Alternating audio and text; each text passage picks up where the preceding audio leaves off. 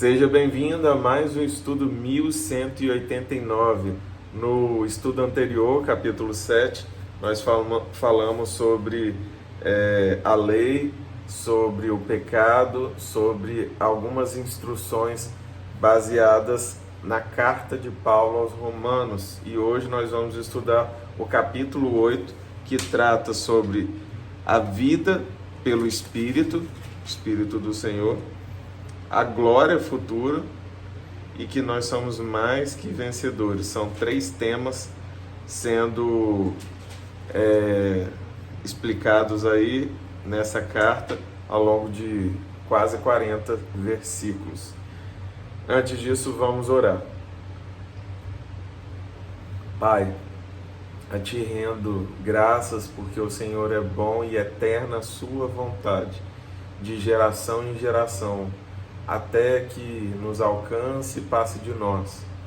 Nós estaremos aqui comprometidos em buscar a Tua face através do Teu querer, dentro da Tua palavra.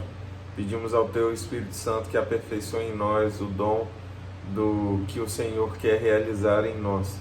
Obrigado, Senhor, fica conosco e cria em nós um coração submisso e que cumpre o Teu querer. Em nome de Jesus. Amém. Estou falando um pouco baixo porque são quase 2 horas da manhã e eu estou aqui com vocês. Vamos lá. Hoje estou deixando registrado aqui nosso estudo.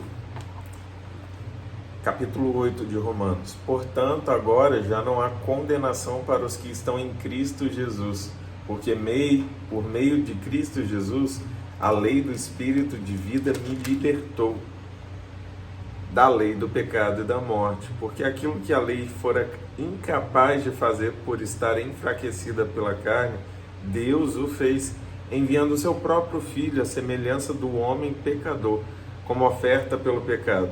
E assim condenou o pecado na carne, a fim de que as justas exigências da lei fossem plenamente satisfeitas em nós, que não vivemos segundo a carne, mas segundo o Espírito.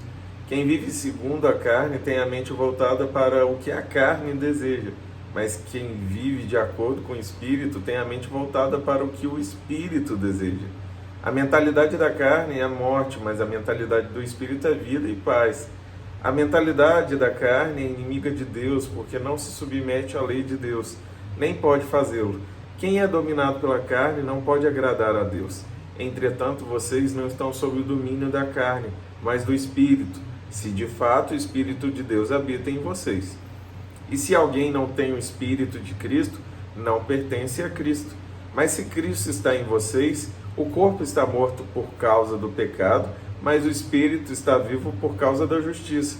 E se o Espírito daquele que ressuscitou Jesus dentre os mortos habita em vocês, aquele que ressuscitou a Cristo dentre os mortos também dará vida a seus corpos mortais, por meio do seu Espírito que habita em vocês.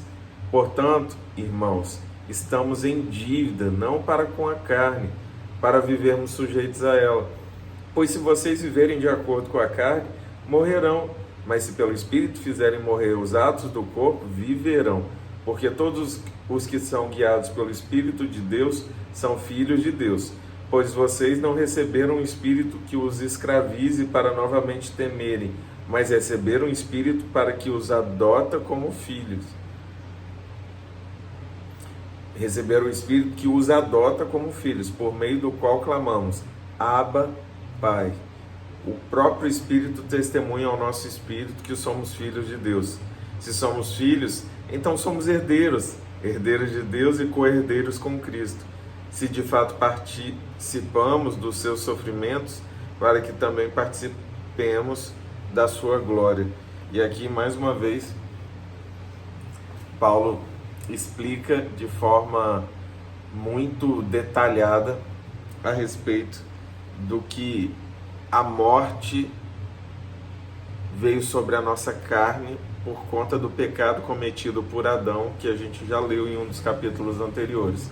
Então a morte está sobre a nossa carne, mas o sacrifício de Cristo nos justificou, então nós temos vida eterna por meio do mesmo Espírito Santo que ressuscitou Jesus e não deixou que seu corpo fosse decomposto.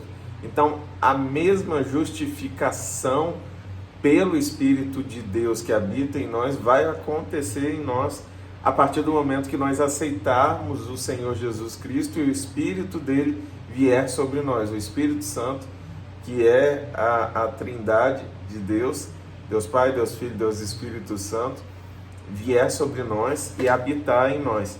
Então, esse é o nosso passaporte para a vida eterna, receber sobre nós o Espírito Santo por meio de aceitarmos Jesus como nosso Salvador e reconhecer que o preço que foi pago na cruz foi por mim, foi por você.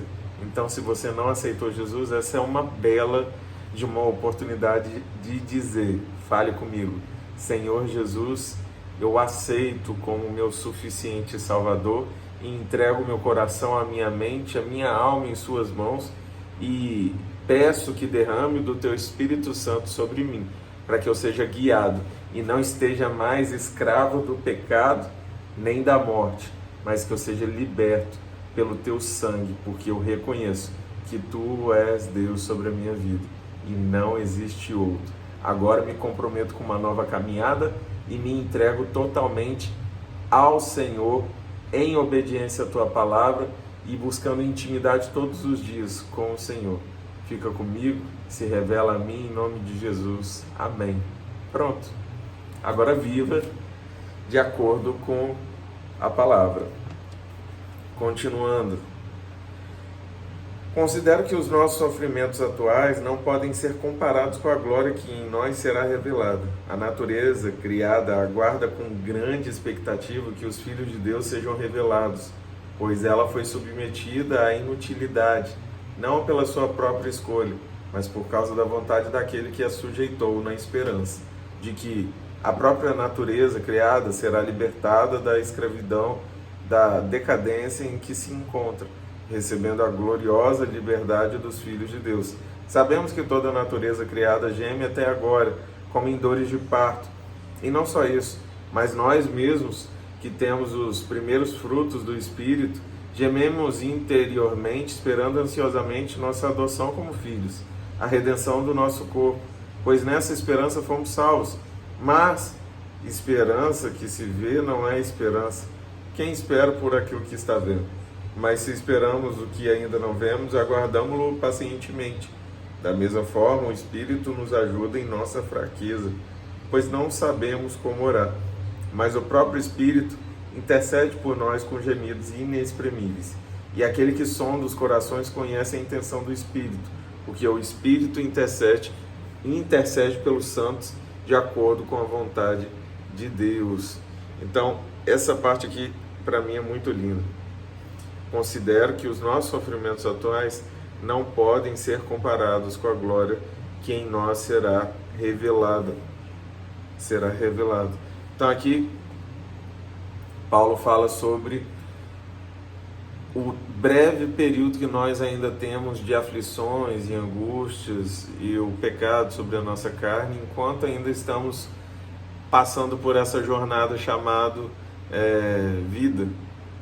Mas existe uma segunda etapa. Nessa segunda etapa é a glória que há de vir, uma glória muito maior do que qualquer sofrimento que nós possamos viver enquanto ainda homens carnais, limitados a esse corpo físico.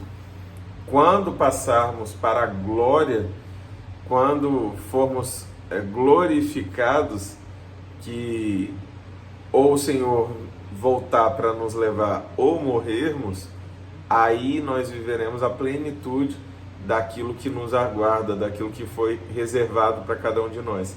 E essa é uma alegria que Paulo retrata como sendo uma alegria que compensa todo e qualquer sofrimento que a gente possa ter aqui, abrindo mão dos desejos da carne ou sofrendo pela escolha de seguir a Cristo.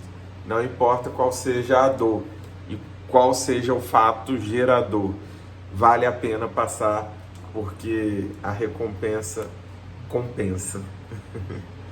Sabemos que Deus age em todas as coisas para o bem daqueles que o amam, dos que foram chamados de acordo com o seu propósito. Pois aqueles que de antemão conheceu, também os predestinou para serem conformes à imagem de seu Filho, a fim de que ele seja o primogênito entre muitos irmãos. E aos que predestinou também chamou, aos que chamou também justificou, aos que justificou também glorificou. Que diremos, pois, diante dessas coisas? Se Deus é por nós, quem será contra nós? Aquele que não poupou seu próprio Filho, mas o entregou por todos nós, como não nos dará juntamente com ele de graça todas as coisas? Quem fará alguma acusação contra os escolhidos de Deus? É Deus quem os justifica. Quem os condenará? Foi Cristo que morreu e mais, que ressuscitou e está à direita de Deus e também intercede por nós. Quem nos separará do amor de Cristo? Será tribulação, ou angústia, ou perseguição, ou fome, ou nudez, ou perigo, ou espada? Como está escrito: por amor de ti, enfrentamos a morte todos os dias. Somos considerados como ovelhas destinadas ao matadouro. Mas em todas essas coisas somos mais que vencedores por meio daquele que nos amou. Pois estou convencido de que nem morte, nem vida, nem anjos, nem demônios, nem o presente, nem o futuro, nem quaisquer poderes, nem altura, nem profundidade, nem qualquer outra coisa na criação será capaz de nos separar do amor de Deus, que está em Cristo Jesus, nosso Senhor. Então aqui é uma palavra de conforto que demonstra que a nossa vitória não pode ser arrancada de nós, porque quem é capaz de tirar o preço que foi pago pelo Senhor?